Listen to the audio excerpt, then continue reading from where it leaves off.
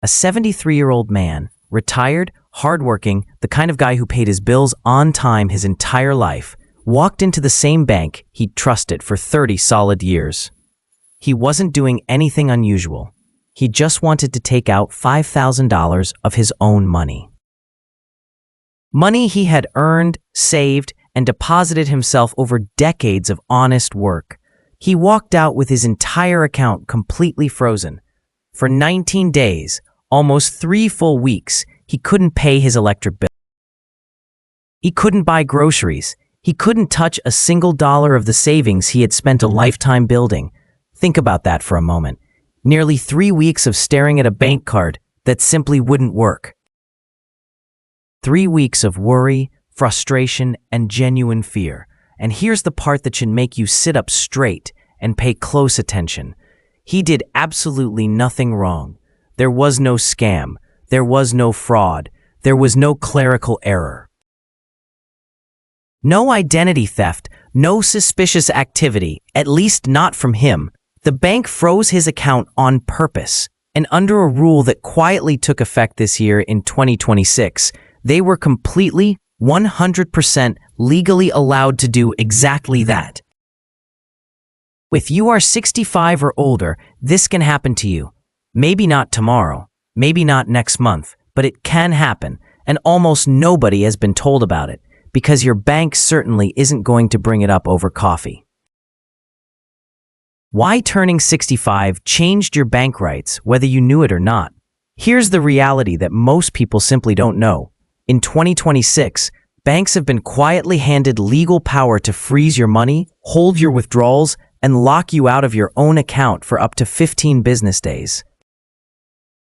And before you think, okay, 15 days, that's 2 weeks, stop. These are business days. Weekends don't count. Holidays don't count. A 15 business day hold can easily stretch to 3 full calendar weeks. 3 weeks without access to your own money.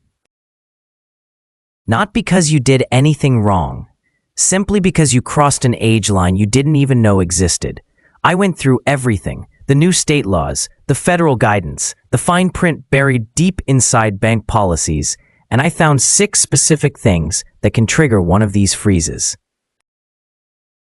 Some of them are things you probably do every single week without giving them a second thought.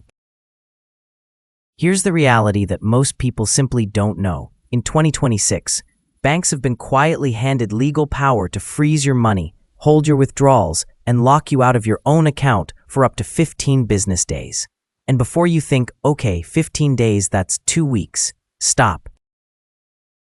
These are business days. Weekends don't count. Holidays don't count. A 15 business day hold can easily stretch to 3 full calendar weeks.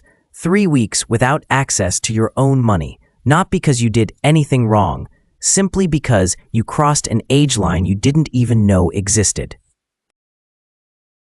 I went through everything. The new state laws, the federal guidance, the fine print buried deep inside bank policies, and I found 6 specific things that can trigger one of these freezes. Some of them are things you probably do every single week without giving them a second thought. The 6th trigger is especially sneaky, and it catches people who are only trying to move their own money between their own accounts. But here's the good news, and this is the reason you need to stay with me until the end of this. There is one thing, one free phone call you can make this very afternoon. That makes you almost impossible to freeze. Almost no senior has heard of it. I'm going to hand it to you today, but the order matters, so please, don't skip ahead. And if you're finding this useful so far, hit that like button and drop a comment below. It genuinely helps more people like you find this information before it's too late. My name is Walter Barron. I'm an estate attorney, and for more than 15 years, I've sat across the table from families dealing with frozen accounts, block transfers, and money they simply could not reach when they needed it most. So when I tell you these rules are real, I'm not reading you a scary headline from the internet. I have watched what happens, up close and personally, when a good, honest, completely innocent person suddenly cannot get to their own savings. And I'm telling you, this is the year it started happening to ordinary seniors who did absolutely nothing wrong. Let me explain what actually changed. This is the part the scary headlines always leave out. So let's slow down and actually understand it, because once you understand it, you'll know exactly how to protect yourself. For years, when a bank suspected an elderly customer was being scammed, the bank's hands were largely tied. They could warn you. They could suggest you think twice. But they couldn't actually hold your money. If they delayed a transfer and turned out to be wrong, you could take them to court. So, to protect themselves, banks just let the money move, even when they had a bad feeling about it. The problem? Real financial fraud against seniors exploded. We're talking billions of dollars every single year. The new safe harbor law is now in effect in more than half of all U.S. states. Here is what a safe harbor law does. If a bank reasonably believes an older customer is being financially exploited, the bank can freeze the transaction and delay your access to the money. The bank is allowed to hold the funds and delay your access to them, and you cannot hold them legally responsible for that delay. They are fully protected from any lawsuit you might try to file. This is how the law works.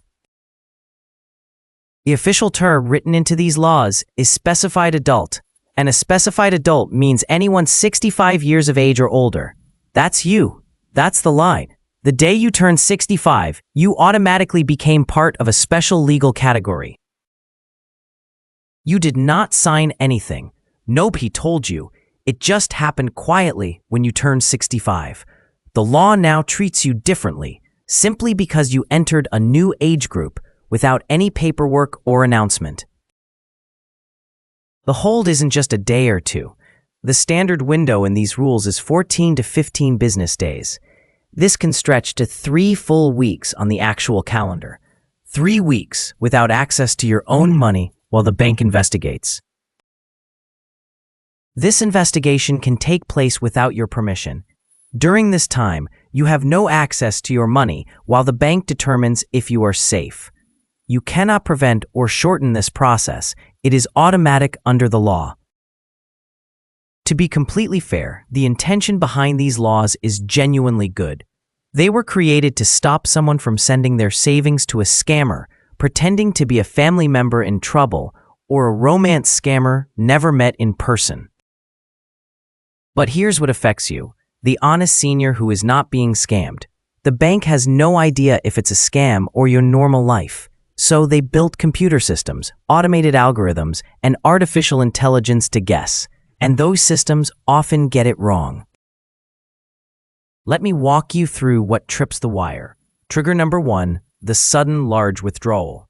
If your account has been quiet for years and you suddenly ask for a large sum, that action alone can flag your account and trigger a freeze. What makes this so frustrating is that the very thing you saved for is what gets your money frozen. Helping a grandchild with a house deposit, buying a car, or paying for home repairs. These normal, positive events can look suspicious to automated systems. What should you do about it? Never spring a large withdrawal on your bank without warning. Call ahead, or better yet, walk in a few days early and let someone know in person. On Friday, I'm going to withdraw $15,000 for a new roof.